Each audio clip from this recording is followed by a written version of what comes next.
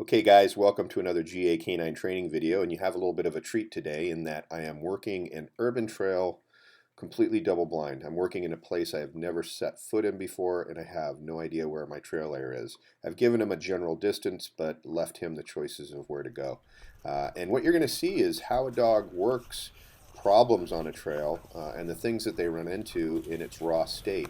Um, and one of the things to keep in mind is that trailing is never in an urban environment from point A to point B. It's always got things that happen in the middle. And the key to handling is knowing where you have trail and where you don't. And if you run out of trail, getting your dog back to the point where that trail is while he still has good scent memory for the subject you're looking for. Enjoy.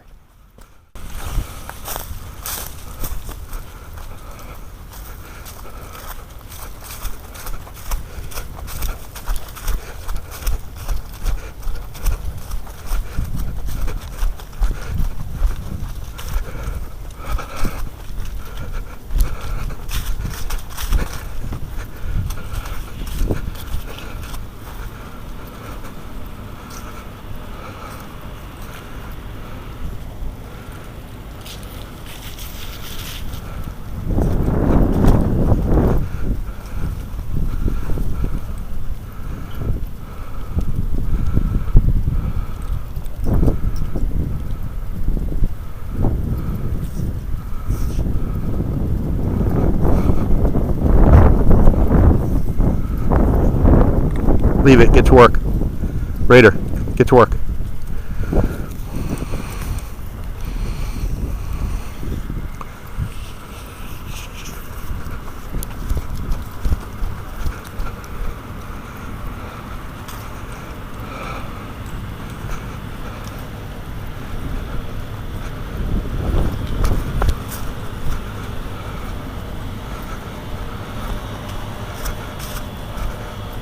This is so cool. First time ever been on the Citadel trailing, and this boy's rocking this place.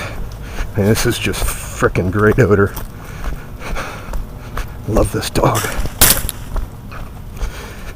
But hard on the body. Okay, what we have here is an incredibly driven young bloodhound. It's very, very loyal to odor and working a track quite nicely. It's very obvious every time he has odor and every time he doesn't have odor. And I love his decision making. His road crossings are absolutely perfect here. He picks up the track really, really nicely. I'm very happy, very confident in what he's doing. But then as we start getting up close to the sidewalk, all of a sudden you start seeing behavior change. He has ground odor, but all of a sudden he starts moving left and right and things are changing. Well, it's because he has diarrhea. And as he's pooping, he's smelling and things are starting to happen. And so we have an anomaly in the scent picture that changes everything right here, and it causes him to forget the track and go do something else. And what it is air scent. He's getting a proximity scent of our subject right now, and he's doing what we call chasing odor or chasing a ghost trail. And these things are really, really dangerous if you're not careful. You have to remember where you had track last, and if he doesn't find what he's looking for by air scent, you have to get back to that track in a quick amount of time. Take a look at the map later so you can see exactly what happened and how close we really were to the subject right then.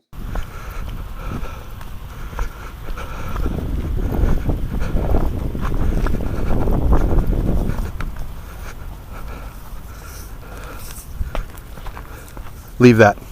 Leave that. Leave it.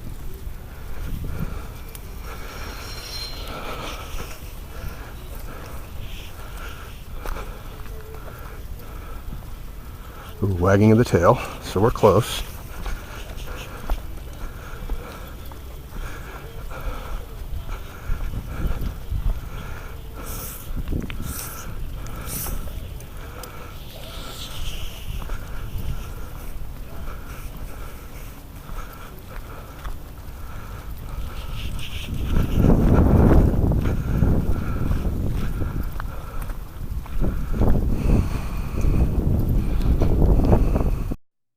So it's absolutely 100% clear he's lost odor here, so we're not going down into this area. He wants to investigate because he's seeing things, but he's got no body language to say there's odor coming from there, so I'm not going to let him.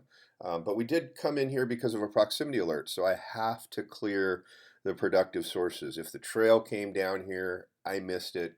I don't want to leave this place until I know we have no scent. So right now, no scent this whole corner, but all of a sudden he just got another proximity alert, which is causing him to run right back to this corner.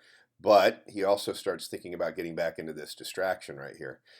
So the proximity alerts are fleeting. They're not happening strong. They're happening in only one little spot, and we're having some difficulty here. But we've got to clear the area.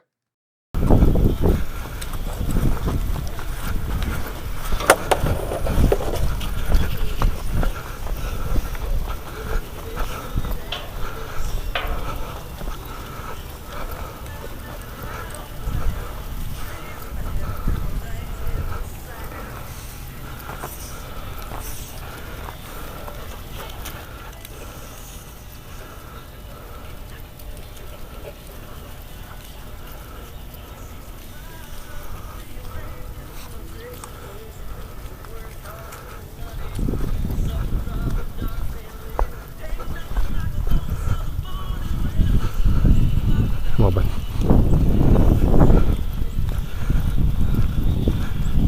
Leave it. Come on.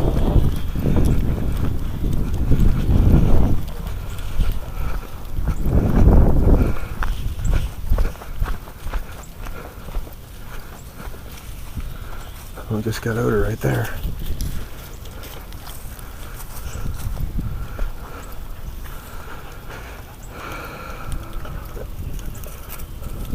Just got odor back.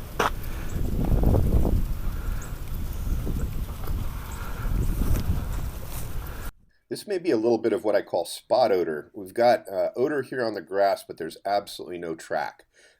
He's just following something, bits and pieces. There's no consistent direction of travel. It just happens to be where scent lies. It may have something to do with our subject. It also could have something to do with a distraction. So I got to be really careful here.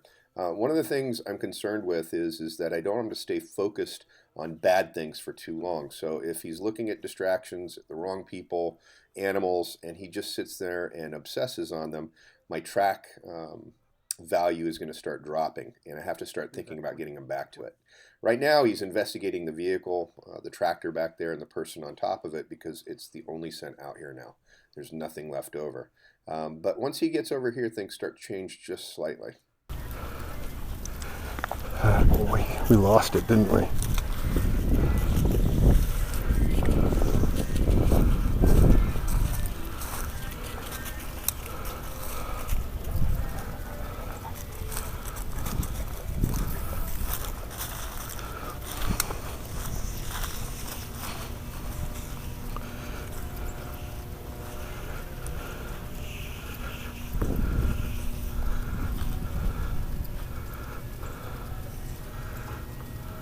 Attaboy.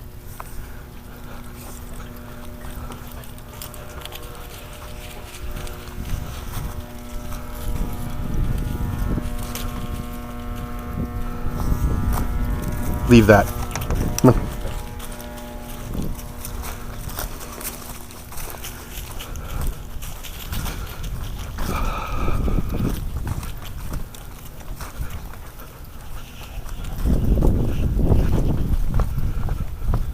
Got the wind scent again.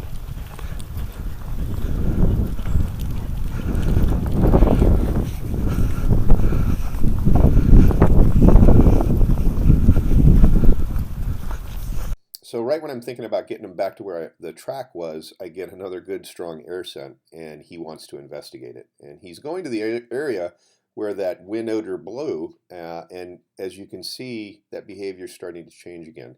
As we get into this pocket, he's investigating and he's hunting, but we have absolutely no scenting behavior. There's no trail, there's no air scent, there's nothing going on at all. So I've got to think about getting out of here pretty soon. I'm going to let him finish this last section one more time, and then we're going to head out.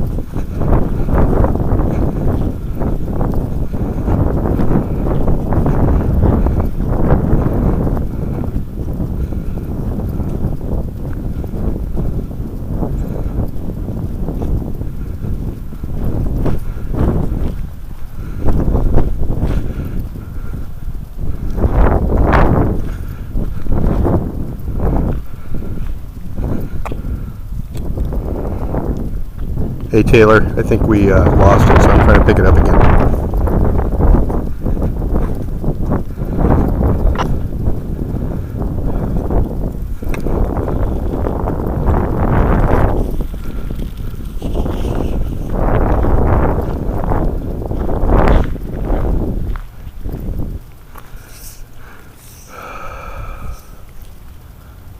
Good boy, come on.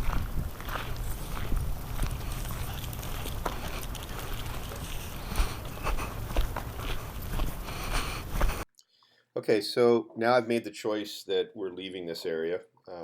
I've exhausted every single possibility, and as far as I'm concerned, I've hit the perimeter of this area 360 degrees. I've tried every possibility for an air scent. I've tried everything for a trail. I'm just not getting it. So the only choice I have now is to get back to where I last knew we had a very good track, and that's where we're headed to right now.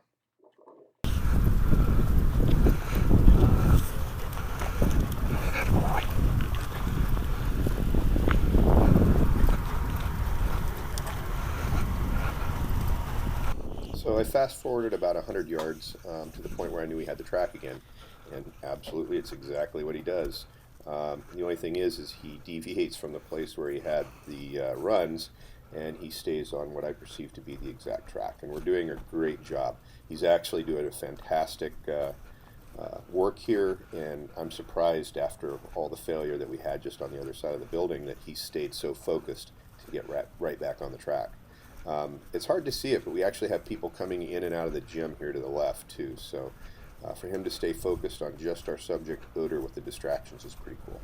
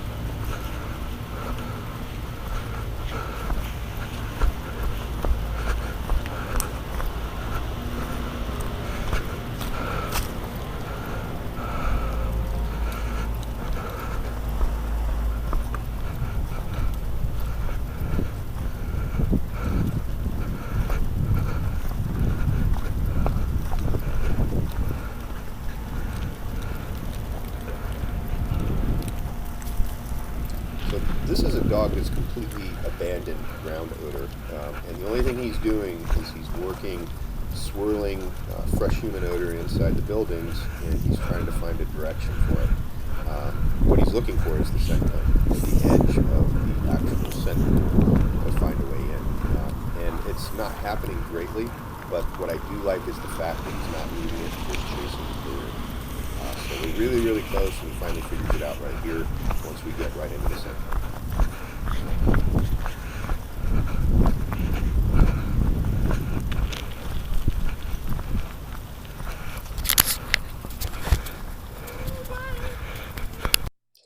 So why did all this happen? Well, it's really simple. We got a good proximity alert right at the first time when the dog started pooping, and then he followed that blown odor because there was no scent cone to move into. The fresh odor trumped the track. He followed around the building where again he got little bits and pieces of odor. And the reason why he was getting bits and pieces of odor is because our subject was just behind him on the other side of the building. Every now and then it would blow over there, which kept us in the bad spot. The key to these situations is always remembering where you had the trail. If you can't work an air scent in, you have to get back there, and you have to get back there within the time frame of the dog's ability to reacquire the track. And that's all based on scent memory. Thanks for watching this GA canine training video, and we hope you enjoyed it. This is a small dose of reality and what real tracks are all about. Very rarely are they from one point to another point with no problems in between. We try to show everything we do in the raw. That way you can see what real work is all about.